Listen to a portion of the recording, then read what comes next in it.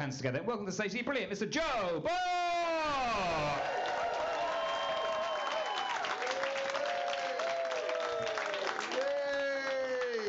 Thank you very much. Hello! Hello! You having a fun evening?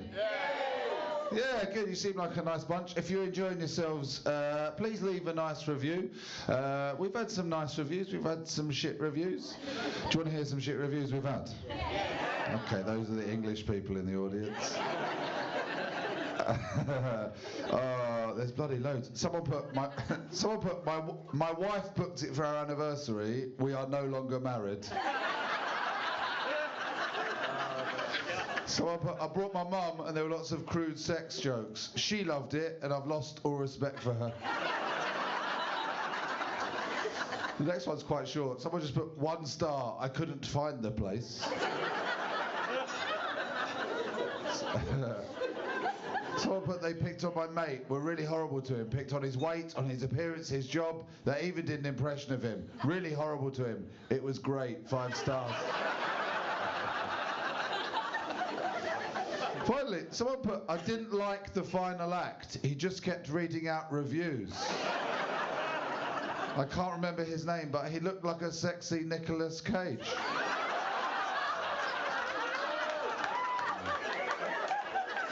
Oh, what they're talking about.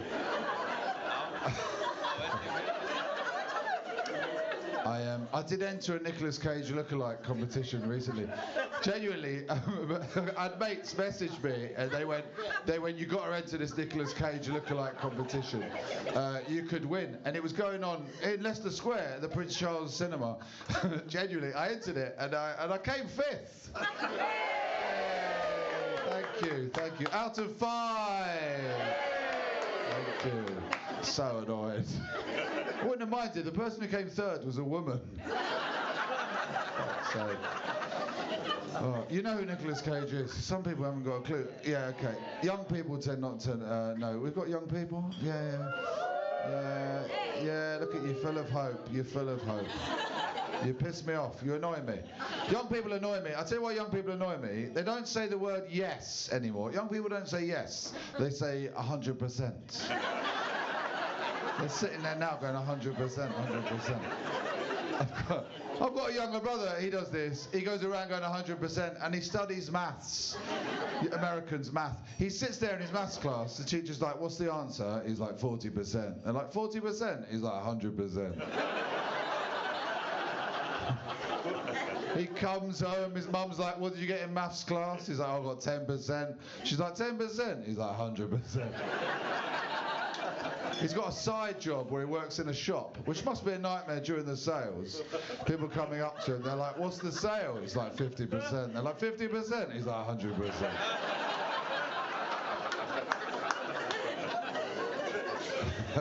I told him I did a joke on this. He was like, oh, how many people laugh at that joke? I was like, oh, about 30%. He was like, 30%? I was like, 100%.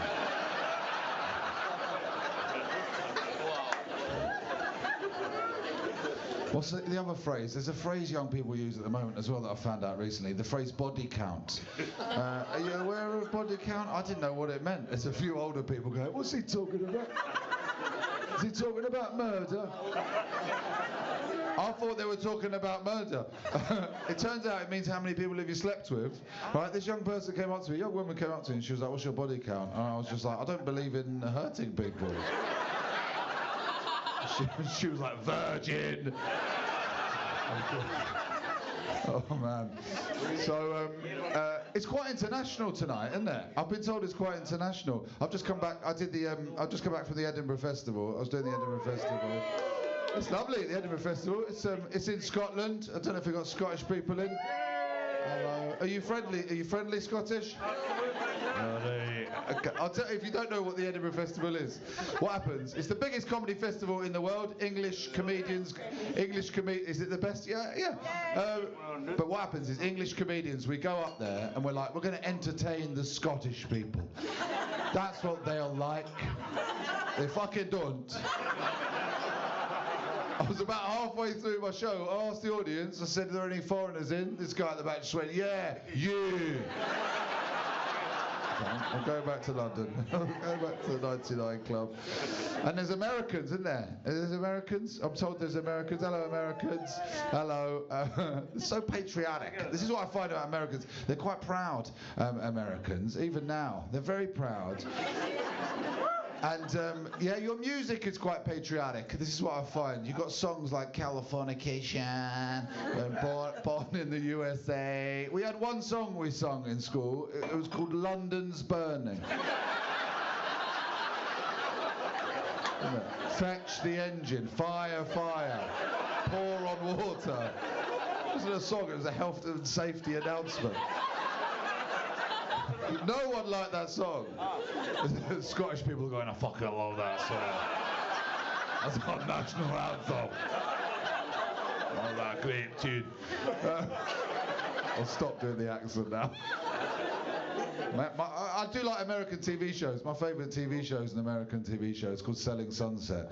Do you know Selling Sunset? It's great, isn't it? Oh, if you don't know Selling Sunset, it's so good. It's set in Los Angeles. It's set in a sexy place, and it is sexy women, and they're selling sexy houses. It is sexy, and they've got a British version. They call it Shifting Shitholes. Pretty much. It's very different. The American one's just like, hey, I'm Kelsey, I got 0% body fat. Our one is just like, all right, I'm Dave. I've got an itchy bum. In America, they don't say, but actually, bum means something different. This is what I found out. I was in Los Angeles. Bum, in America, it means homeless person, doesn't it? Over here, bum means bottom. I got confused. I was walking around Los Angeles, and people were like, oh my God, there's loads of bums on the beach. I went straight there. I was so disappointed. I was there. I was in Los Angeles. I was in an earthquake. I've never been in an earthquake before. I don't know if anyone here has experienced an earthquake. I didn't know what to do. I was in bed with my wife, and it was 6 in the morning, and my wife was facing away from me, right? Because we're married. I wish this wasn't true. Genuinely, this is what happened. This is her response. Bed started shaking. She just looked up and she went, Joe, stop it.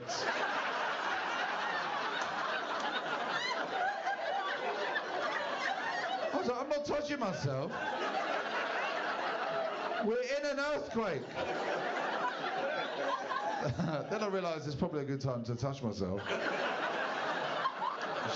She was like, what's that sticky stuff? I was like, that is earthquake residue.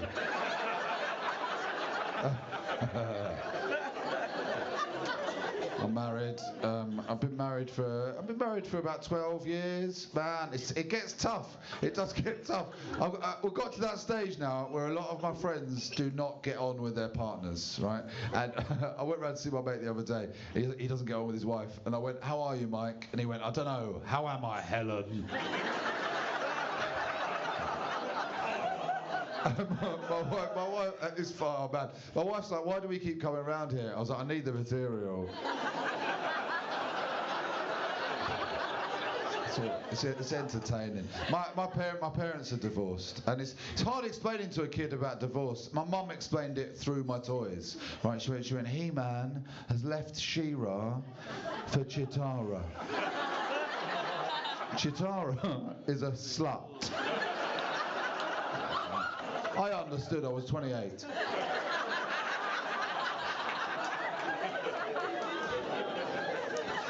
My mum, I've got an embarrassing mum, and I don't know if anyone here has got an embarrassing mum, but my mum is more embarrassing. And I'll explain why. My mum said to me when I was younger, she genuinely said to me, she said, Joe, I have had sex on every chair in here. I know. We weren't even in her house.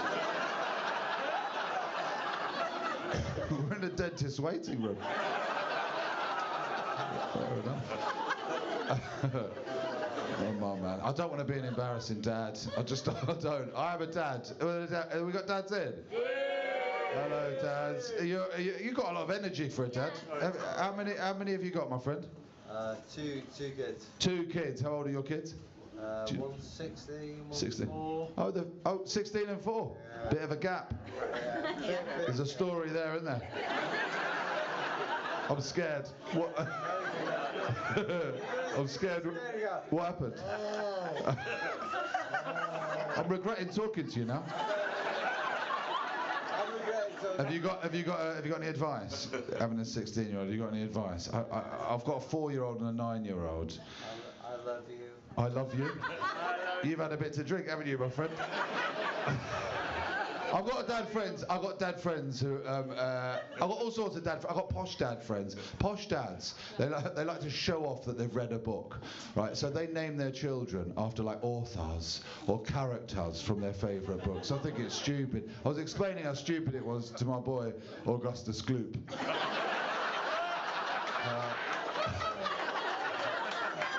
And the other one, Oompa Loompa.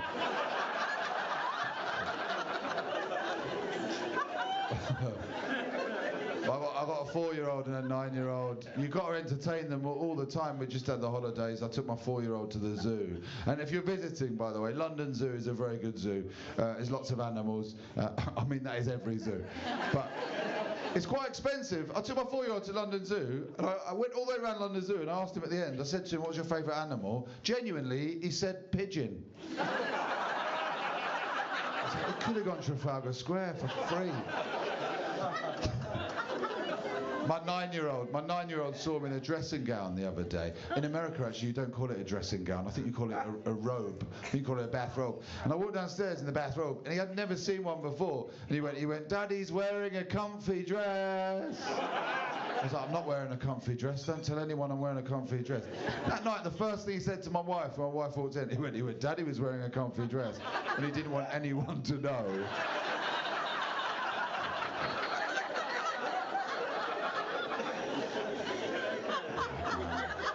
I'm a dad, and I think, I don't know if this happens to all dads. I've got a dad bod, do women like a dad bod? Yeah. Oh, you do like a dad bod? Yeah. Really? Why do you like a dad bod? Nice. Is it sexy? Oh, okay. Do you know what? I had a woman in the audience recently. She went, I love a dad bod, and I was like, why do you like a dad bod? And she went, I just like being with someone who's got a shitter body than mine.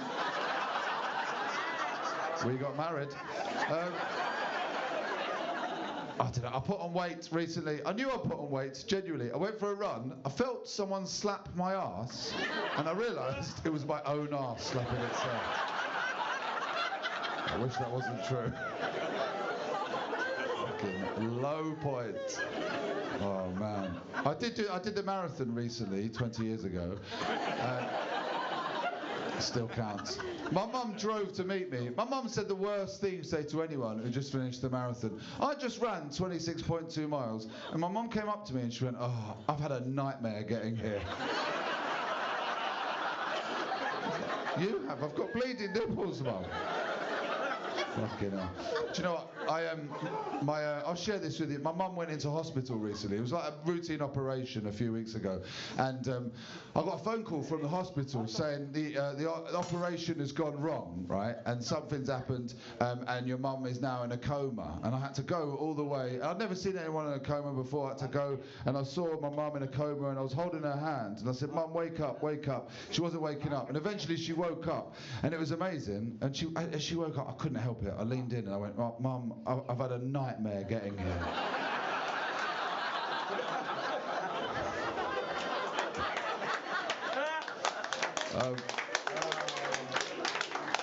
The Americans, are you scientists? I heard you're a scientist. Someone said you're a scientist. Are you a scientist? Are you a scientist? Yeah. Are you?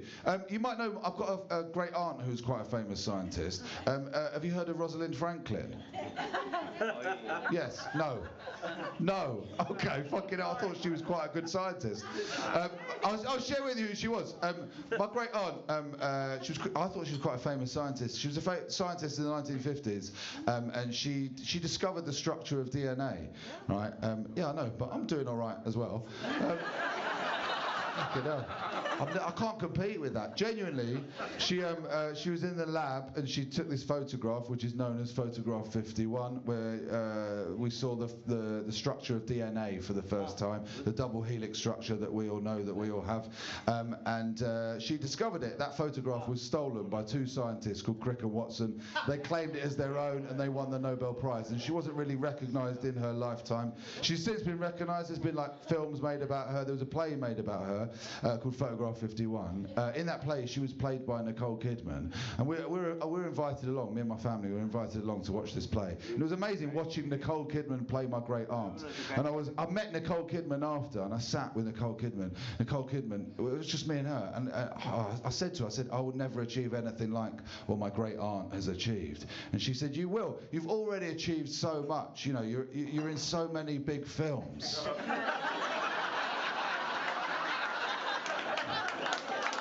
Con Air, Face Off, Gone in 60 Seconds. Oh, fuck you, Nicole Kidman. My granddad was quite a high achiever as well. My granddad, he was a town planner. He helped rebuild a lot of London after the war. He got a CBE from the Queen for services to town planning. I got a CBE as well for my A levels. It's not the same. It's not the same. He came over from Prague. He said to me, actually, he encouraged me to do comedy. He said to me, sat me down, and he came over from Prague, and he was like, Joe, do what makes you smile. Make others smile. And if you talk about me on stage, please don't make it sound like I'm from Greece. And I said, that's the only accent I can do, Grandad. I'd show you the toughest show I ever did, actually, before I go. I once did a TV show called Britain's Got Talent. I don't know if you're aware of Britain's Got Talent. It's like America's Got Talent, it's just there's fewer teeth. And they film it near here, they film it at the London Palladium, right? 3,000 people in the audience. It's similar to this. As well as doing stand-up, like I've done tonight, sometimes I perform as a character on stage, and the character I do is sort of a posh idiot explorer. I put my collar up and I mess up my hair and I talk a bit like our old Prime Minister Boris Johnson, and I go, it's quite fun. I thought I'd do it, Britain's Got Talent. But I got to the side of the stage and I looked out at the audience. There was a lot of young people in the audience just sitting there going 100%, 100%. And I said to the producer, I don't want to do it. And the producer said, look, we love your character. I said, you may love the character, they're not going to love the character. And he said, look, if they don't love the character, it won't go out on TV. They didn't love the character, it did not go out on TV. I'll explain to you what happened. I walked out, there was a judging panel, Simon Cowell and the other judges, and Simon Cowell said, what's your name and where are you from? And I said, my name is Jasper Cromwell James, and I come from money. Right, now about 10 of you laughed there. Well, that is 10 more than at the London Palladium. 3,000 people booed me. I was drinking for months. And I got off, and when so many people have booed you, you don't trust anyone. I was sitting on the train just looking out like, some of you fuckers have booed me. And this one guy, he wouldn't stop staring at me the whole time, just staring at me the whole time. So I went to get off the train, and he leaned in, he grabbed me, he leaned in, and he went, excuse me, are you Nicolas Cage? And I said, yes. And he said, thank God, because you look a lot like this guy who did not do well on Britain's Got Talent.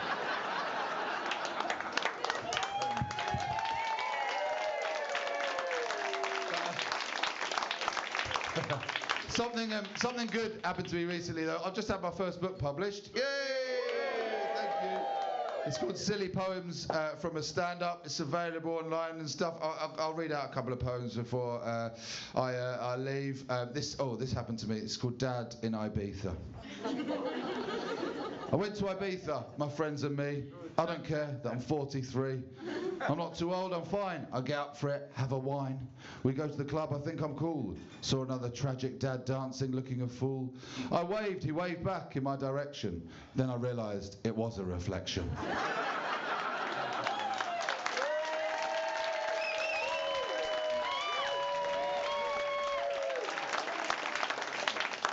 All right, last one. Keep supporting this club, by the way. It's an amazing club and my favourite club. So, you know, do tell your friends about it and come back. If you've enjoyed me, by the way, my name is Joe. Thank you, 3 people. My name is Joe Bore.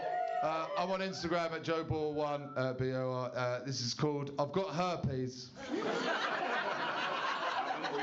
Haven't we all? What a great heckle. I've got herpes, she shouted. Can you see? I don't want to. Stop showing me. People in the cafe are looking over, they stare. I know I shouldn't bother, I know I shouldn't care. I win, she said, you can check it's right, she's won. What a terrible night. So I got up and left. I walked out, I ran. That is the last time I played Scrabble with my gran. Thank you very much, I've been Joe Bore. Yeah.